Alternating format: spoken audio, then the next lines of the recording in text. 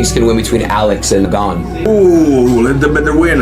But I believe Alex can do that. When I saw him, like, his weight is going up. He's strong enough to better. But Gane is a lot of movement. Who do you want to fight next after this one? Let's be focused for the next week. That's the problem of many fighters when they think too much earlier. But who is the contender, the next contender? Not alive?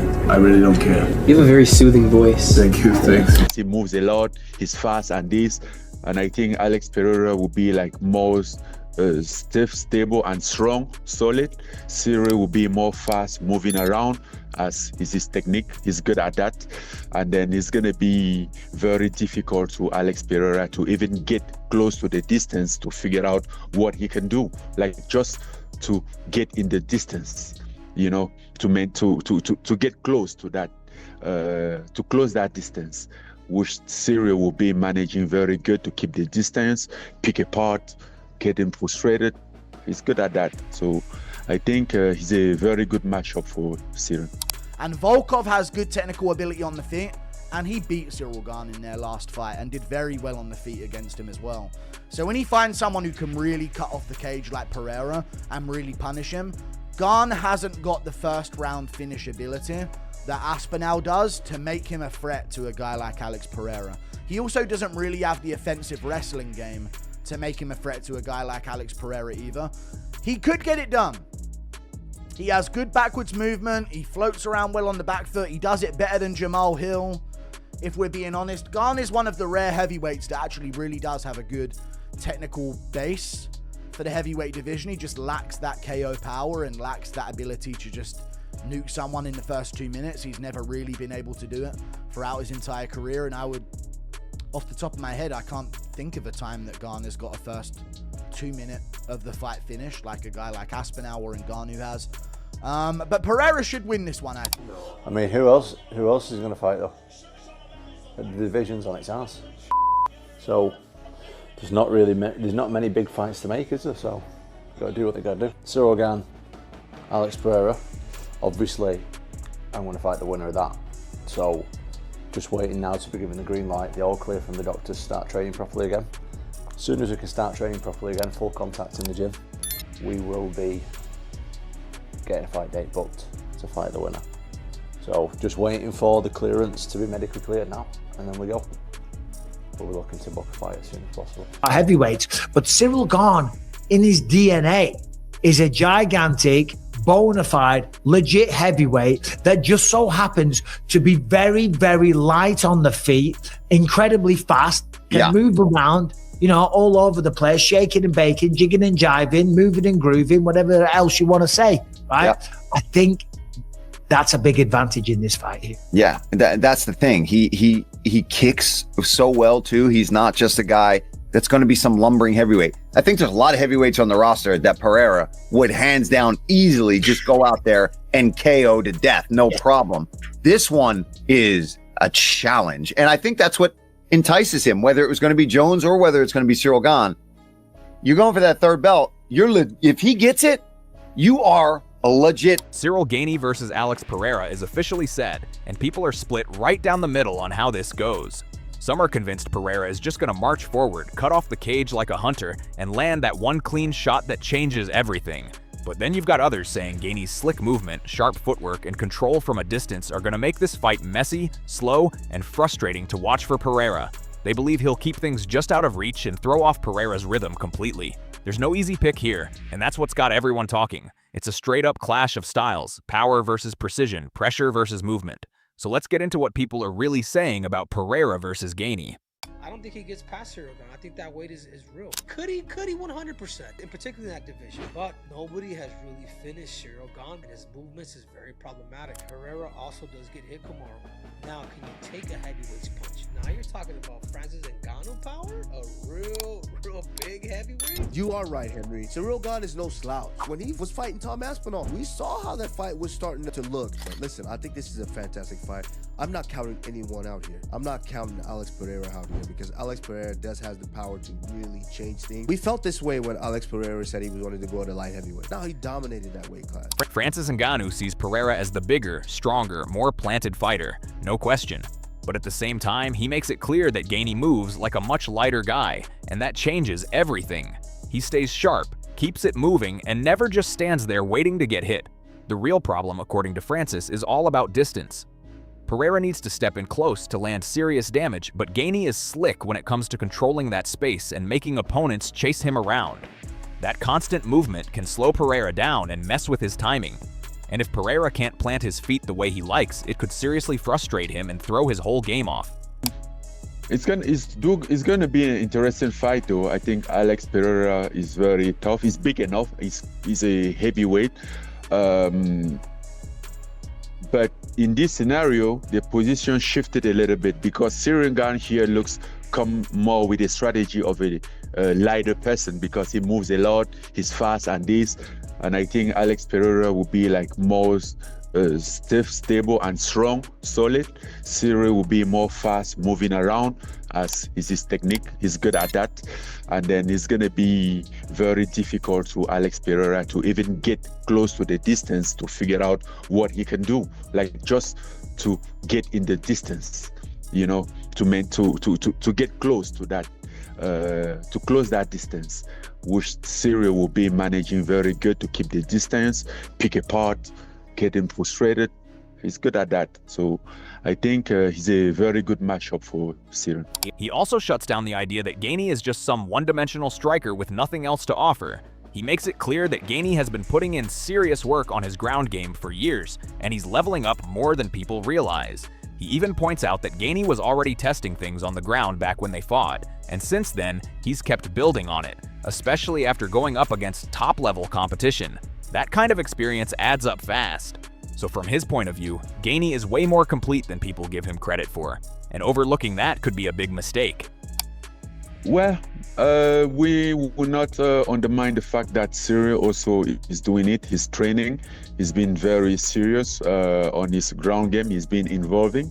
He's been improving. Like, by the way, even in our fight 4 years ago, I was impressed that he was trying the heel locks, you know, stuff like that.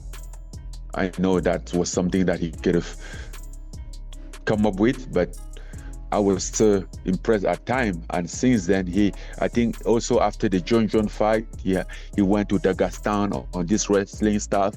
I think he's a very complete MMA fighter. I think you will be mistaken to just see him as a striker, as this.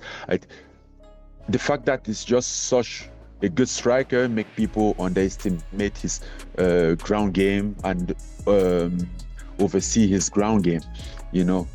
What MMA Guru seems to be saying is that the kind of pressure Pereira brings is on a completely different level from what Gane is used to dealing with. It's not just basic aggression, it's the way Pereira slowly walks opponents down, cuts off every escape route, and takes over the space inside the cage. Guru is pointing out that Pereira doesn't just chase, he traps you. He controls where the fight happens, and that's dangerous for someone like Gane, who relies on movement, staying light on his feet, and constantly resetting. Pereira isn't the type to just let you slip away and reset for free. The comparison to Volkov really stands out here. Even though Volkov is a technical fighter, Gane was able to stay in control and manage that fight. But Pereira is seen as way more dangerous, way more explosive, and a much bigger threat in every exchange. Another key point Guru brings up is that Gane doesn't usually carry that early danger. He's not known for flipping a fight instantly in the first minute or two, and that could be a serious issue against someone like Pereira. Because if you're not a threat early and you don't have strong wrestling to fall back on, you're basically stuck striking under constant pressure, and that's exactly where Pereira wants you. Gane's movement is still respected, no doubt. He's clean, technical, and moves better than most heavyweights out there. But the real question is what happens when he gets dragged into those tight exchanges where Pereira thrives. Amazing. I'm leaning towards Alex Pereira here to get it done against Ciryl Gane. I think he's going to be too much on the front foot, track the cage. I don't think Ciryl Gane's going to be used to a guy with the skill level of Alex Pereira. He's never fought someone with that ability in his life. And Volkov has good technical ability on the feet, and he beat Ciryl Gane in their last fight and did very well on the feet against him as well. So when he finds someone who can really cut off the cage like Pereira and really punish him, Gane hasn't got the first round finish ability that Aspinall does to make him a threat to a guy like Alex Pereira. He also doesn't really have the offensive wrestling game to make him a threat to a guy like Alex Pereira either. He could get it done. He has good backwards movement. He floats around well on the back foot. He does it better than Jamal Hill. if we're being honest. Gane is one of the rare heavyweights that actually really does have a good technical base for the heavyweight division. He just lacks that KO power and lacks that ability to just nuke someone in the first 2 minutes. He's never really been able to do it throughout his entire career, and I would, off the top of my head, I can't think of a time that Gane's got a first 2 minute of the fight finish like a guy like Aspinall or Ngannou has. But Pereira should win this one, I think. Michael Bisping's main point is pretty simple, and it hits hard. He actually thinks this matchup with Gane is more interesting than the Jon Jones fight everyone kept asking for. Not because Jones wouldn't be a huge moment, but because that fight probably turns into a grappling heavy battle. Bisping keeps coming back to the idea that someone like Jones would just wrestle Pereira, slow everything down, and completely shut off the striking exchanges. But here, that dynamic changes completely. Against Gane, this fight is way more likely to stay on the feet, and that's where things get dangerous. That gives Pereira real opportunities to land something big, something fight-changing, and that's exactly why this matchup feels so unpredictable and exciting. Ciryl Gane, Alex Pereira, interim heavyweight title. Right? I thought it was going to be Jones and Ciryl. It's not. Okay. Yeah. I still think it's a tremendous fight. I think in some ways it's a better fight. We said this on the post-fight show. I said it on your YouTube video, and people were like, oh yeah, you would say that, company man. No, listen, Jones, it would be a spectacle, and it would be great to see Pereira versus Jones. Of course it would. But in terms of, you all just shit, and everyone's been shitting on Charles Oliveira taking down Max Holloway. Do you not think Jon Jones would take down Alex Pereira?